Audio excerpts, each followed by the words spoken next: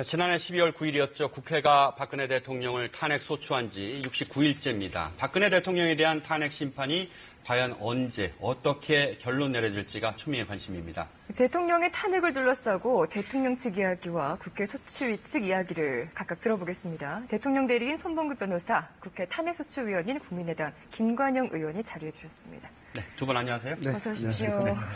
자, 먼저 가장 큰 관심사죠. 박 대통령의 헌재 출석 여부입니다.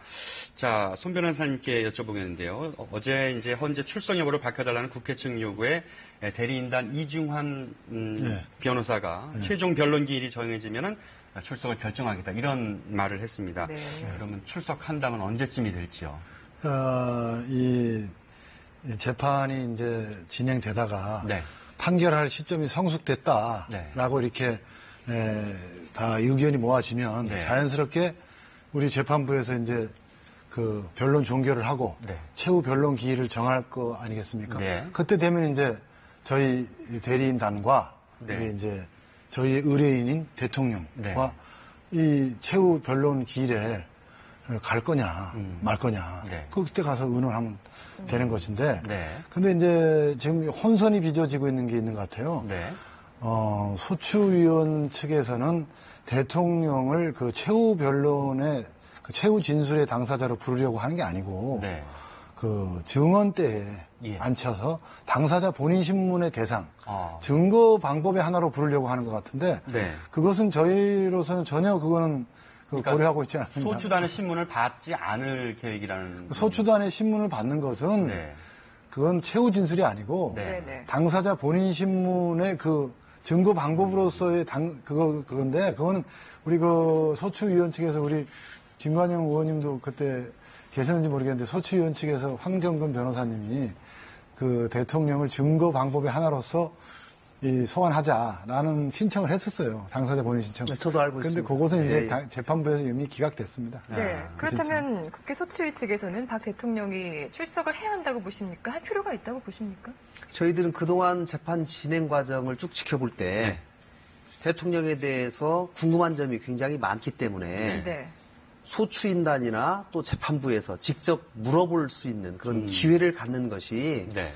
보다 재판을 공정하고 또 진실에 가깝게 진실을 규명하는 데 도움이 되지 않을까 이제 그런 생각을 했습니다마는 네. 뭐 대통령께서 그 부분에 대해서는 직접 본인이 신문 당하는 방식으로 네. 와가지고 하는 것은 더 이상 하지 않겠다라고 의사를 분명히 했다라고 저희는 보고요. 네. 이제 지금 23일 날까지 양쪽이 서면을 최종적으로 내라라고 했기 때문에 그 이후에 어떤 날로 하루를 정해서 아마 최후 변론 기일이 정해지지 않을까 저희들은 예상을 하고요. 그렇게 네. 되면 대통령께서 이제 직접 출석을 하셔서 최후 변론을 하실 텐데 네. 그럼 최후 변론 본인의 진술만 하고 끝날 것인지 아니면 소추위원단이나 재판부도 물어볼 수 있는 그런 기회를 줄 것인지 네. 그 부분에 관해서는 이제 재판부가 정하고 또 대통령 측과도 서로 네. 협의를 해야 되는 상황이라고 생각합니다. 네. 그 변호사님께 여쭙고 싶습니다. 그러니까 언제쯤 나오게 될지는 이제 지켜봐야 되는데 지금 전체적으로 이제 이 일정을 보면은 어떤 3월 13일 이전에 이렇게 가닥이 잡히는 모양새로 이 언론이 보도를 하고 있습니다. 그렇다면은 더 늦어질 수도 있고 경우에 따라서는 좀 더 늦춰서 나올 수도 있다. 이렇게 봐도 되겠죠? 그렇습니다. 그 재판이라는 게 살아있는 생물처럼 움직이는 네. 하나의 과정이기 때문에 날짜를 몇 월 며칠 날까지 어떻게 하겠다 이렇게 정해놓는다 한들 네.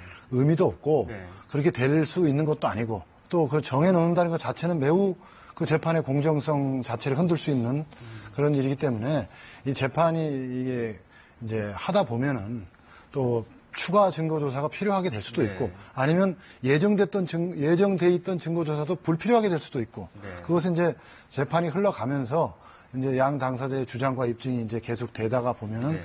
자연스럽게 재판을 이제 끝낼 날짜가 올 것이고 네. 그때 가면 이제 우리 이 대통령께서 출석해서 최후 진술을 할 것인지 네. 말 것인지 그걸 이제 의논하게 될 것이죠. 소추단 측 입장은 다르죠. 저희들은 대통령이 헌법재판소에 직접 출석해서 의견을 진술하는 것은 저희들은 필요하다고 봅니다. 예. 그러나 지금 상황에서는 대통령이 출석하고 할 것인지 여부가 네.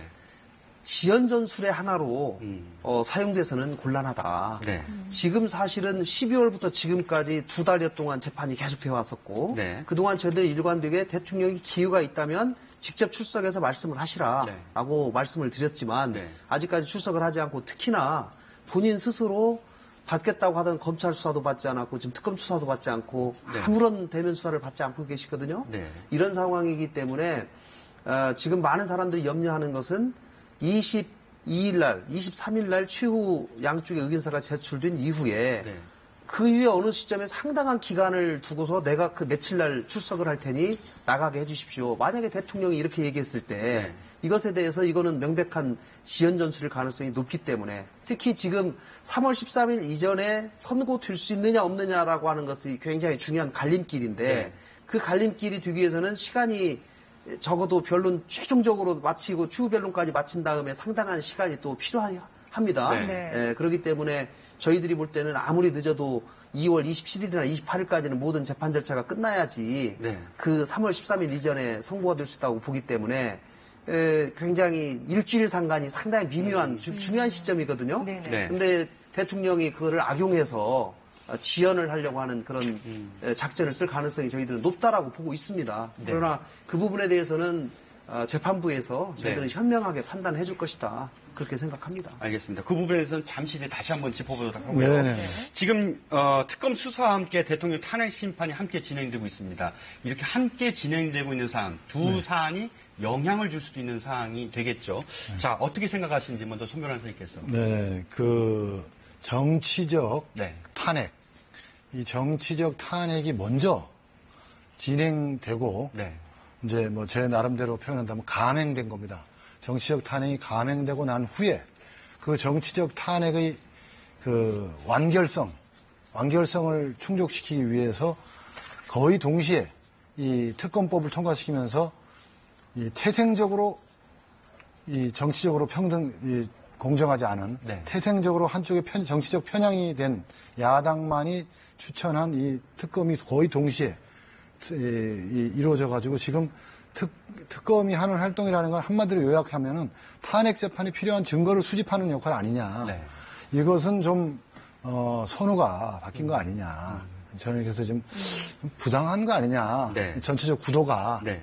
이 선진국의 예를 들어 본다면은 닉슨의 대통령의 워터게이트 사건이라든지 뭐 루인스키 성추행으로 촉발된 클린턴에 대한 탄핵이라든지 다 2년여의 정밀한 수사 기간을 거치고 네. 그렇게 해서 이제 의회에 이제 자료가 제출되면 국회의원들이 이 탄핵 소추를 할 것인지 이제 충분하게 검토하고 이렇게 하는데 네. 이거는 그냥 먼저 탄핵이 먼저 이루어졌어요, 사실상. 네. 먼저 이루어지고 특검은 거기에 대한 그 증거 수집을 하고 있는 거 아니냐. 이건 선후가 바뀌었다. 상당히 뭐라 그럴까요? 불순하다고 할까요? 그렇게 네. 봅니다. 네. 자, 김 의원님 어떻게 보십니까? 손 변호사님께서 좀 말씀을 뭐 감행을 했다, 네. 뭐 불순하다 이런 표현들을 쓰시는데 저는 적절하지 않다고 생각합니다. 네. 탄핵은 국회에서 의결이 이루어진 것이고요. 무려 300명 중에 234명의 찬성으로 탄핵이 가결이 됐습니다. 네. 더더욱 이 탄핵이 이루어진 것은 금방 별다른 증거도 없이 정치적으로 감행이 됐다는 식으로 말씀하시는데 네. 만약에 검찰에서 대통령이 임명한 검찰총장의 지휘를 받았던 검찰이 대통령이 공범관계인 것을 수사 결과를 발표하고 다른 범죄자들을 기소하면서 수사 결과를 발표하지 않았습니까? 네. 네. 만약에 검찰의 수사 결과가 발표되지 않았더라면 국회에서 탄핵은 이루어지지 않습니다. 네. 오죽하면 대통령이 직접 임명한 검찰이 그렇게 대통령을 공범으로 기재하면서 네. 기소를 했겠는데 저희들이 그 기소장을 보면서 굉장히 충격에 빠졌거든요. 네. 저희들이 설마 했던 것들이 다 실제로 공소장에 기재가 되어 있기 때문에 이런 상황에서는 국민들 대다수가 이 탄핵은 반드시 이루어져야 된다라고 생각을 하고 있는 상황에서 예. 국민들의 뜻을 받들어야 되는 국회가 이것을 제대로 이행을 한 상황이고요. 네. 저희가 이제 아까 그 특검도 야당이 추천한 특검이기 때문에 대단히 불공정하다 이런 말씀을 하시는데 이 특검법 자체가 여야 합의를 통해서 통과가 됐다는 점입니다. 왜냐하면 당시에 제대로 된 수사를 특히 대통령에 대한 수사를 하기 위해서 또 특검을 임명하는 절차가 2명을 추천하면 그중에서 대통령이 이렇게 2명 중에 선택을 하게 돼 있습니다. 네네. 그렇기 때문에 여당과 야당이 특히 여당이 개입할 수 있는 여지를 만들어 놓는다면 불공정 시비가 생길 수 있기 때문에 네. 오히려 야당이 추천해서 그중에서 대통령이 선택하는 것이 공정한 수사를 위해서 더 좋겠다라고 여당도 합의를 해서 통과시킨 것이기 때문에 그 부분에 대해서는 더 언급하는 것은 적절하지 않다. 네. 네, 알겠습니다. 변호사님 입장으로 봤을 때도 지금 검찰 수사 부분을 지금 저 소추위원장 쪽에서 언급을 하셨는데 그럼 검찰 수사 부분에 대해서는 어떤 입장을 갖고 계신 겁니까? 예, 그 공소장이라고 하는 거, 네. 그것은 검찰의 의견서입니다. 의견서. 네. 그리고 우리 대한민국에서 지금 우리 국민 여러분들께서 가장 불신하는 관공서가 어디냐? 이거 여론조사를 하면 제일 불신하는 데가 검찰. 네. 그 다음으로 검찰 다음으로 불신하는 데가 국회. 네. 아니면 제일 불신하는 데가 국회. 아니면 그 다음에 검찰. 이렇게 서로 제일 불신하는 기관을 1, 2위를 다투고 있어요. 국회와 네. 검찰이. 네. 그런데 이런 검찰에서 사람을 이제 누구를 조사한다. 뭐 하고 이렇게 소환한다든가 네. 또 뭐 어떻게 조사해봤더니 어떻다라고 이렇게 브리핑을 한다든가 이것을 언론에서 이렇게 보도를 하잖아요. 그럼 그때부터 검찰의 신뢰도가 갑자기 하늘로 치솟습니다. 우리나라의 그 묘한 문화인데요. 네. 이게 무죄 추정이 안 되고 있는 거죠. 그래서 가장 불신하는 기관인 검찰이 언론에다가 수사 결과를 브리핑할 때 그리고 누구를 부른다고 이렇게 알릴 때 그때 그 사람 인생이 벌써 끝나버려요. 우리나라는. 나중에 무죄가 된다 한들 뭐 보도를 요만큼밖에 안 해줍니다. 그래서 이게 이제 이렇게 검찰의 어떤 불신하면서도 검찰을 이렇게 추종하는 이런 잘못된 문화, 이 무죄 추정을 안 해주는 이런 위헌적 문화, 이건 하루빨리 고쳐져야 된다. 이렇게 저는 생각합니다. 네. 그럼 지금부터는 이 탄핵 심판의 핵심 쟁점들을 다시 한번 정리를 해볼 텐데, 먼저 이 대통령 탄핵의 정당한가를 보는 여부입니다. 정당하다고 판단하는 근거, 그렇지 않다고 보시는 입장을 들어볼 텐데, 먼저 짧게 핵심부터 짚어주시죠. 예. 지금 이제 뭐 탄핵이 기각되느냐, 인용되느냐, 이렇게 다 막 말씀을 많이 하세요. 그리고 막 기자분들도 거기에 대해서 막 그냥 예측을 하고 그러는데, 이게 기각이냐 인용이냐가 전에 이거는 부적법하기 때문에 각하돼야 된다고 저는 봅니다. 네. 왜냐하면 이 탄핵 사유가 소추 의결서에 13가지, 14가지가 있었어요. 네. 근데 이 과거 노무현 대통령 때의 탄핵은 법률적으로 의미가 별로 없고 한 가지만 법률적으로 의미가 있었고 그 사실관계가 확정이 돼 있었습니다. 노무현 대통령 당신 본인께서 그때 사실관계를 인정했던 건데요. 즉 열린 우리당을 좀 도와줬으면 좋겠다. 네. 이게 그렇게 선거법 위반한 그거거든요. 그런데 지금 이거는 13가지나 되는 이 소추 사유가 있습니다. 이것에 대해서 각기 개별적으로 국회의원들이 의결을 하셨어야 되는 거죠. 네. 그래서 어떤 의원님은 예를 들어서 이거 뭐 뇌물을 수수했다는 그건 말이 안 된다. 그건 말이 안 되는데 그 세월호 관련 그건 나 공감이 간다. 그러면 의결을 할 때 뇌물 관련 부분에는 부표를 던지고 또 이 세월호 관계에 대해서는 찬성표를 던지고 이런 식으로 해가지고 이걸 제대로 절차를 밟았어야 돼요. 그리고 네.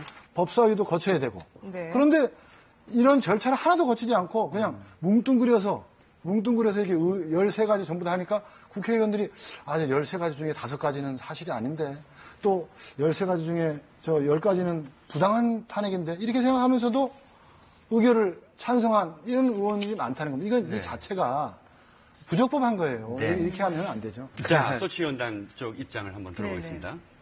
손 변호사님께서 대통령에 대한 소추가 기각을 떠나서 먼저 요건이 안 되기 때문에 각하되어야 된다라고 하는 저 주장을 헌법재판소에서 최초 했습니다. 네. 했지만 헌법재판소 재판관들이 그 부분에 관한 쭉 진행을 하면서 최종적으로는 대통령 측에서도 최종적으로 각하에 관한 주장을 처리했습니다. 네. 근데 이미 다 철진한 주장을 또 하시는 것 같은데 그건 좀 사실과 다른 말씀을 드리고요. 그 다음에 이제 아까 탄핵소추 사유를 국회에서 최종적으로 사유를 13가지를 정해가지고 의결한 것은 맞습니다. 네. 그런데 이거 법사위도 거쳐야 되고 뭐 여러 가지 절차를 거쳐야 되는데 제대로 거치지 않아서 문제다라고 하는 그런 취지로 말씀하셨는데 아마 국회의 그런 의결 절차를 잘 모르시는 것 같아요. 네. 탄핵소추 의결서가 초안이 마련이 되면 인사에 관한 안건이기 때문에 국회에 보고를 하고 이것은 본회의에 바로 보고가 됩니다. 그래서 보고가 되면 24시간이 지난 시간부터 72시간 이내에 곧바로 표결에 들어가기 때문에 법사위를 거쳐야 될 사안이 아니다라는 말씀을 드리는 것이고요. 그리고 탄핵소추 의결서가 작성되어진 그 과정을 저희들이 내부적으로 제가 직접 작성을 했기 때문에 그 과정을 저는 너무나 잘 알고 있습니다. 13가지에 대해서 과연 어떤 부분을 넣을지 어떤 부분을 뺄지에 대해서 심사숙고를 하고 무려 2주간에 걸쳐서 여야가 서로 협의를 해서 네. 이 문건을 만들었다라고 네. 하는 말씀을 드리겠습니다. 네네. 네. 이런 가운데 현재는 그 고영태 전 WK 이사가 지인들과 나눈 대화 녹취록의 일부를 박 대통령 탄핵 심판 사건의 증거로 채택을 했는데요. KBS가 단독으로 입수한 2,300여 개의 녹취록 가운데 중요한 부분 일부를 들어보시겠습니다. 전 고원기획 대표 김수현 씨 녹음 파일에는 지난 2015년 4월 김 씨와 고영태 씨, 지인 최모 씨와 이모 씨 등이 한자리에 모여서 이권 챙기기를 시도한 정황이 드러났습니다. 재단법인 되면 이사장 내가 할게. 그리고 네 앞으로 채용으로는 네가 일할 수 있도록 그걸 하나를 확보하는 게 이제 1번이야. 네, 지난해 6월 김수현 씨와 류상경 전 WK 부장도 고영태 씨를 이용해서 사업을 하자는 이야기를 나누는데요. 너랑 나는 영태를 공략을 해야 되잖아. 우리는 반반이죠. 비즈니스도 만났기 때문에 영화 사건은 돈을 위해서 만난 거고. 녹음 파일에는 이들이 장관과 국세청장 등 각종 인사에 개입하려 한 정황도 담겨 있습니다. 국세청장은 하나 유명하다는데 제가 국세청 한번 찾아가야지. 형이 장관을 거기 앉힐 때 말 잘 듣는 사람? 지금 사람들 K는 자기 얘기했는데 다 한다고 해서 앉힌 거였는데 고영태 전 WK 이사는 측근과의 대화에서 박 대통령이 최순실 씨가 없으면 아무것도 못한다고 말을 합니다. 그할때는 이 사람으로서는 아무것도 못해. 뭐 하는 결정도, 뭐 글씨나 연습을 표시하나, 어떤 옷을 입어야 되고, 어떤 뒤 배경 어떻게 해야 되고. 최 씨의 눈밖에 나면 발탁이 될 수 없다고도 이야기를 하는데요. 신임해봤자 VIP가 천회점들은 그냥 수장만 하면 다 따내는 거야. 미르 K스포츠재단 설립에 박 대통령이 관여했다고 본 고 씨와 측근들의 대화 내용도 있습니다. 명분상으로는 기업이 이익을 냈던 걸 다시 환원시켜가지고 자발적으로 회장님이 기업을 만나라고 했을 때는 위에서 얘기가 된 게 있어서 만나는 거라서 저는 그렇습니다. 다음은 최 씨가 독일로 돈을 빼돌리기 위해서 삼성과 거래했다는 정황인데요. 마음이 급하신 것 같아요, 내가 보기에는. 독일로 돈을 좀 빼야 되는데, 영태 형이 아까 얘기를 하더만 삼성이랑 해서, 그 송마 대표단. 국정개입 의혹이 수면 위로 드러나자 고 씨가 측근과 대책을 논의하기도 했습니다. 결국 책임은 누가 져? 대통령이 되지 않아. 누가 되냐? 대통령은 소장을 지키기 위해서 뿐만 아니라 증거인멸을 시도한 의혹까지 고스란히 들어있었습니다. 일 때문에 매일 주고받고 있던 거 다. 그 재정을 없앨 수 있는 리가 없어요. 자, 이 파일은 고영태 씨 측근 김수현 씨가 2015년 초부터 지난해 7월까지 녹음한 겁니다. 전부 2,300여 개인데 사건과 관련된 게 600여 개라고 하죠. 이 가운데 헌법재판소가 29개의 파일을, 그러니까 녹취록을 증거로 채택했습니다. 실제로 이 고영태 씨의 녹취록이 이 헌재 심판에서 얼마나 중요하다고 생각하는지 먼저 소추위원 측 입장을 좀 들어보고 싶습니다. 네, 그 많은 녹음 파일 중에 네. 29개를 검찰이 네. 이제 문서로 만드는 겁니다. 네. 속기사를 통해서 그 문서를 만든 것을 헌법재판소에 제출된 거고요. 저희가 그것을 증거로 제출을 했습니다. 네. 그리고 헌법재판소가 그 증거로 채택을 한 것인데요. 네. 아까 화면에서 보았다시피 여러 가지 뭐 개별적으로 고영태 씨가 개인적인 이익을 추구하려고 했다라고 네. 하는 개별적인 그런 정황들이 있지만 네. 결론은 가장 중요한 가지는 저희들은 그러한 모든 정황을 통해서 최순실 씨가 대통령과 어떤 관계를 가지고 있고 어떤 네. 영향을 미치고 있었다. 또 대통령이 실제로 최순실 씨가 없으면 제대로 일들이 제대로 되지 않았다. 국정의 많은 부분에 최순실 씨가 대통령에게 영향력을 행사해서 그것이 실제로 영향을 미친 결과가 밖으로 드러났다라고 하는 등등이 실제로 이 녹취록들을 통해서 명확하게 드러났기 때문에 저희들이 이번 탄핵 재판에 상당히 저희에게 중요한 증거라고 보고 증거로 저희가 제출을 한 겁니다. 네네. 손 변호사님은 어떻게 보십니까? 예, 이제 29개는 이제 검찰이 만든 녹취록이고요. 네. 그거 이제 서증으로 제출이 된 거고, 이제 저희가 신청하고 지금 이제 재판소의 결정을 기다리는 문제는 네. 그 2,390개의 녹취록, 녹음 파일 중에 네. 의미 있어 보이는 것들을 추려서 네. 그 내용을 설명하고 필요한 것들은 재판부에 의해서 이제 추려진 것들은 공개 검증을 하자는 게 대리인단의 의견입니다. 공개 검증을 하는 게 제일 확실하게 그 의미를 알 수가 있죠. 그래서 저희는 이게 검찰 조서에 의해서 밝혀져 있는 프레임은 아까 우리 김관영 의원님께서 말씀하신 그 내용이고요. 우리 최순실과 대통령과의 관계가 국정 파탄의 공범 관계다 이런 거고. 그런데 그것은 검찰의 수사, 밀실에서 만들어진 스토리, 프레임이고 네. 저희가 타임머신을 타고 그때 당시로 가는 겁니다. 이 녹취록이라는 거는, 녹음 파일이라는 건 그때 당시에 수시로 계속 이게 만들어진 거기 때문에 계속 녹음된 거기 때문에 네. 꾸며진 게 아니거든요. 그때 당시에 가서 그때 당시에 사람들이 움직이고 대화하고 하는 것을 타임머신 타고 가서 옆에서 보는 거나 마찬가지인데 여기에 따르면은 제가 여태까지 본 바로는 이 최순실이라는 사람을 때로는 앞에 내세우고 또는 때로는 등에 업고 이러면서 자기들의 사익을 추구하는 네. 이런 범죄 집단이나 다름없는 사람들이 존재하고 그리고 그와 같은 사람들을 뒤에서 이 통제 내지는 조정하면서 그들의 일거수일투족을 다 녹음하고 이렇게 정리해가지고 정치적인 목적으로 악용하려는 또 그런 세력도 있고 네네. 이런 것들이 다 여기 들어있습니다. 그래서 검찰이 만들어 놓은 조서에 의한 스토리와는 전혀 다른 스토리가 이 녹음 파일에 담겨 있기 때문에 이것이 검증이 되고 잘 공개가 되면은 네. 사건이 완전히 다른 국면으로 전개될 것이다.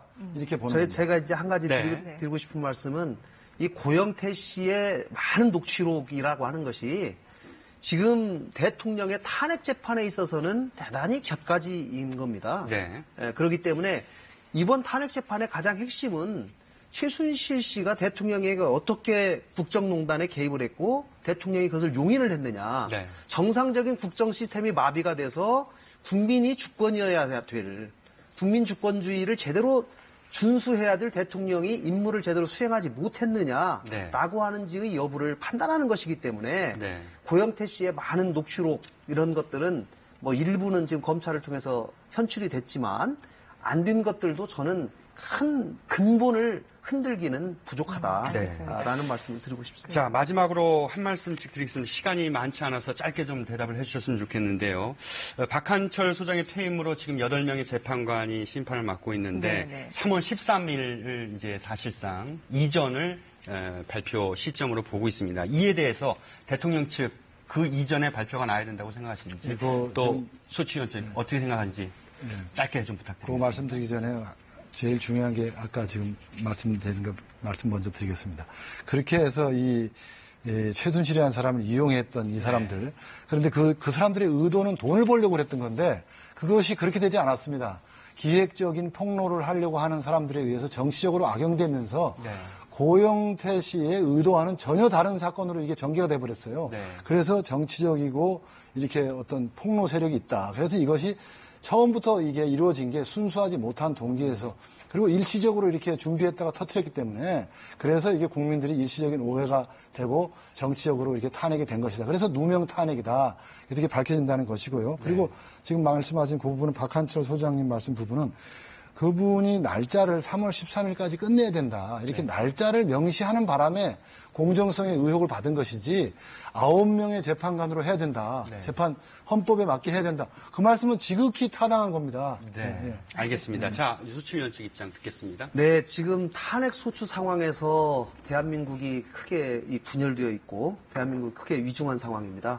하루빨리 이 상황을 해결할 수 있는 유일한 방법은 헌법재판소가 조속히 네. 결론을 내는 것이라고 생각합니다. 네. 특히 3월 13일이 넘어갔을 때 헌법재판소 재판관이 7명밖에 남지 않게 되는데 그 경우에는 최소한의 심리를 해야 될 필요종적 수가 7명이기 때문에 그중에 한 명만 무슨 사고가 생긴다고 하면은 심리 자체가 안 되는 문제가 생깁니다. 이것은 네. 대단히 국가적으로 큰 위기 상황을 다시 초래할 수 있기 때문에 3월 13일 이전에 가능하다면 헌법재판소가 조금 더 서둘러서 대한민국을 위기에서 구해낼 수 있기를 기대합니다.